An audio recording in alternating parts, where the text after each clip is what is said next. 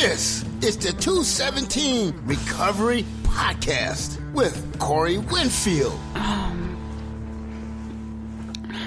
right.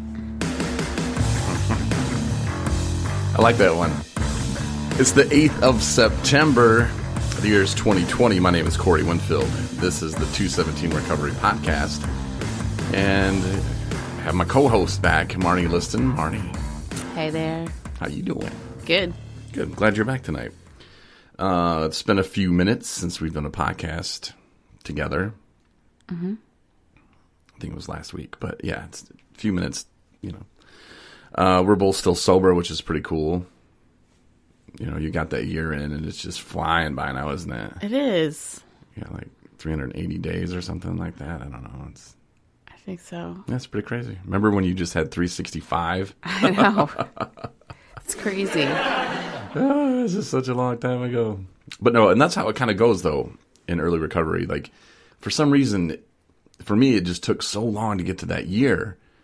And then when I finally did, it just started flying by.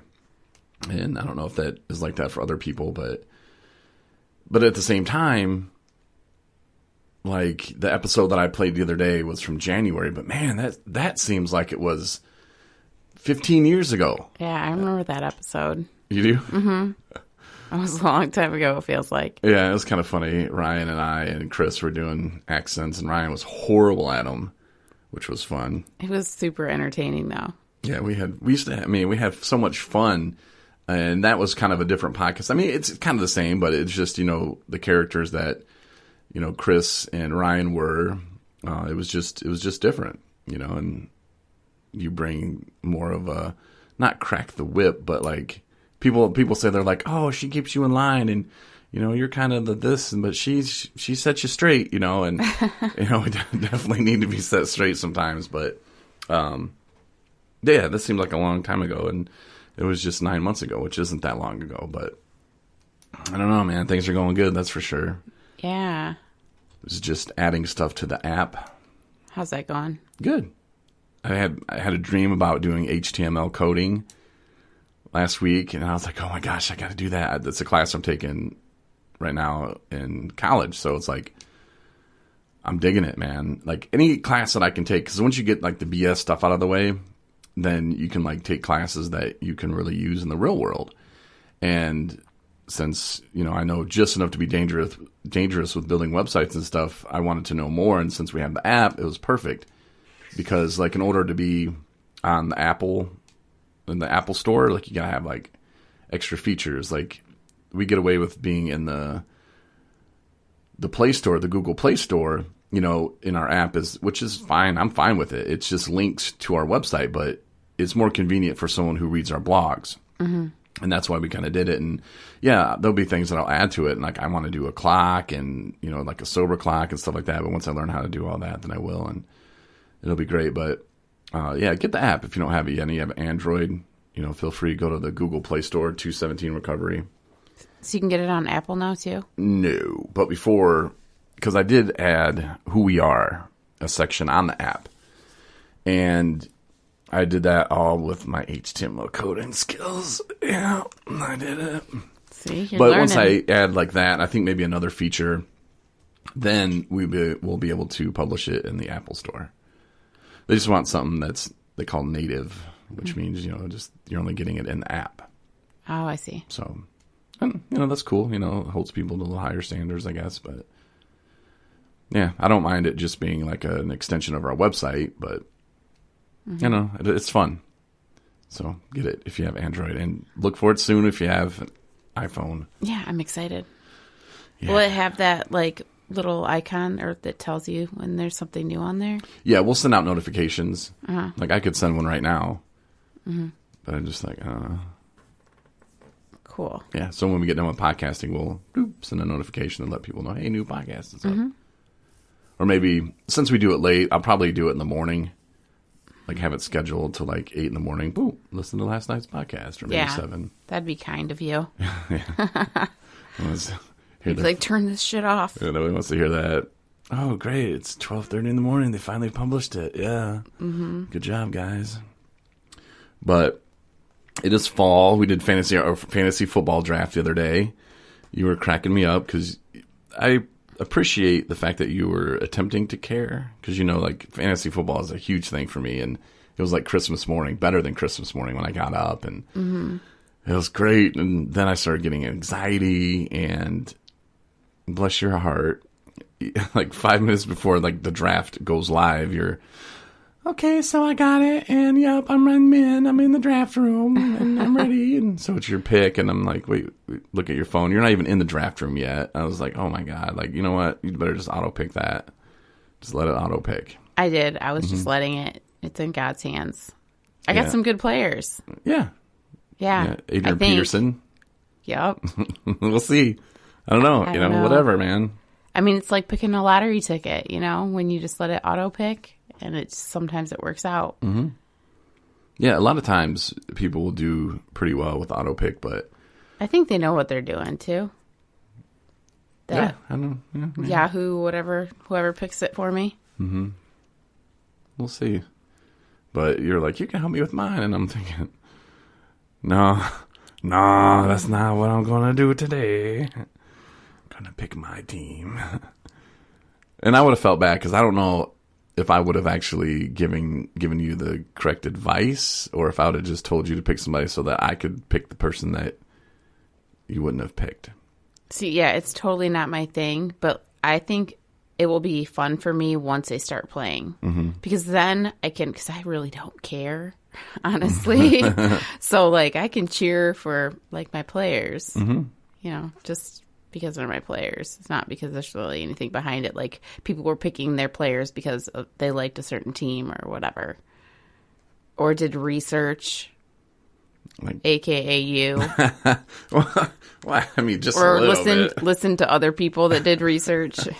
So you're not really picking yourself. You're picking because other people say for you to pick. That's just part of it. I listen to a couple podcasts, and I take what they have to say and go, okay, interesting. It's funny, though. You don't strike me as, like, that never have, like, as, like, this huge sports fan. Oh, yeah. No, like, I don't even think you own, like, one shirt that has anything sports on it. You don't hang anything in the house that has sports on it. Well, I'm not 17 years old anymore. You don't ever talk about sports unless it's fantasy. What are you talking about? I listen to the sports station out of Dallas all the time. The Ticket, best station in the world, by the way. Yeah, no, that station is awesome, and I listen to them all the time.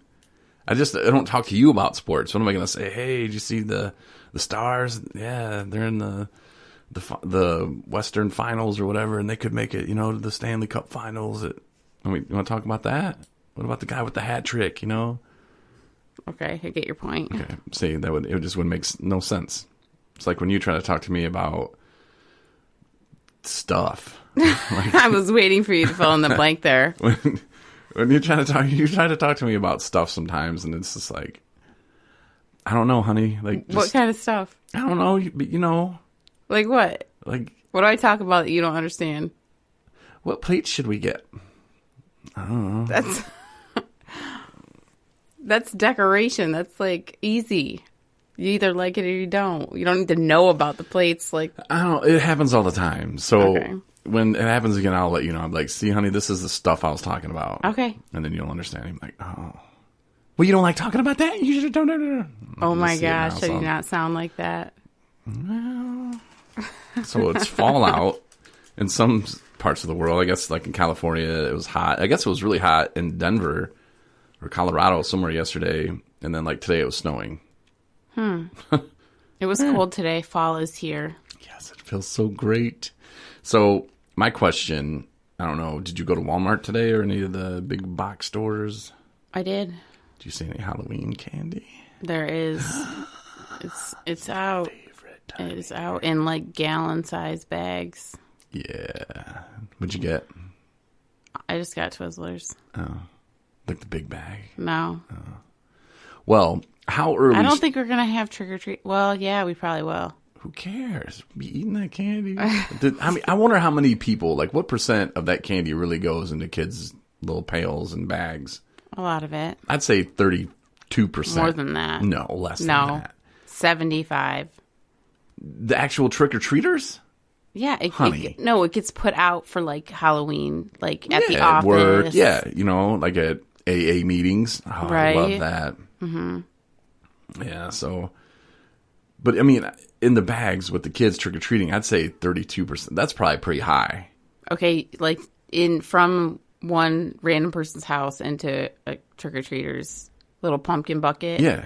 Okay, yeah, that would probably be lower. But, I mean, in Probably terms of 1%. for celebrating Halloween, like, out for everyone. Yeah, I'd say that's probably 90%.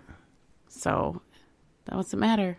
Celebrating Halloween. So how can we get it early? Like if you went to like a coworker's desk and saw some Halloween candy, you'd be like, really, dude? I don't know. Maybe. Or would you just be like, hell yeah, give me some of that? Yeah, you don't have to like say trick or treat. I guess not. So if there's no like limit on how soon you can put Halloween candy out, what about like some of the decorations? Like some of like the people are decorating, yeah. The autumn. My friend Kristen, she put on her Facebook. She put out, she's got her porch decorated. Nice. We got these like skeleton. Already for Halloween? Yeah. Oh, I just meant like fall in general. Like, oh no, there's Halloween stuff. Don't they have like? I'm thinking of Christmas wreaths, but don't they have stuff like that for fall too? And I've ever only put out like pumpkins and there's like you can put out like fall deco wreaths and stuff. Mm. But not Halloween's more, that's usually like the week or two before people do that. But we have like skeleton backings for the chairs at one of our houses. Okay. Well, I think some pumpkins. I almost bought some pumpkin spice coffee and then I realized I don't like it. So I was like, yeah, let's not do that then. Yeah, it's all right. Yeah, chocolate brownie thing. We had a busy day.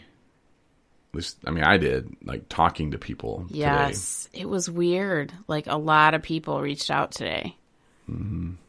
Which is good. That's a good thing. Mm-hmm. And a friend of mine from high school reached out, and she's like, hey, and some interesting things. And it really brought me back to what I was going through, in the beginning. Of course, for me, it was a lot different. I was forced to admit that I was an alcoholic, and I thought I could handle it on my own. And I remember when I was leaving the hospital after my long stay, they, I had 3 doctors: liver doctor, kidney doctor, and then some other guy. But they were all important though in me being alive today. So I thank them. David Cross was the one I'd like to thank him the most out of, I think it was Mercy or St. Mary, something like that in Fort Smith, Arkansas. But yeah, I remember his name forever. But he came in and the other doctors as well, one by one pretty much. And were like, okay, man, what are you doing now? Like, you have a plan? Are you going to go to meetings? You're going to go to, outpatient, And I was like, no, man. Like, did you just see what I've been through this past month? Like, I almost died. I am not drinking ever again. Like, are you kidding me? And then... and we mean it for a minute. Later. Yeah. Oh, man, seeing friends drink, and I'm like, I can have a beer. Yeah, I can have a beer. And then, the friends, oh, yeah, man, you can have a beer. Them doctors, and, they're on Team Corey. But not really. They're on, like, hey, Team Corey, like, let's get him drunk, take advantage of him. He's cute. They're on that team, and I'm like, nah. But those thoughts and those feelings about why I didn't want to go or why I couldn't go to rehab, when I did finally drink again after the hospital and all that, when it occurred to me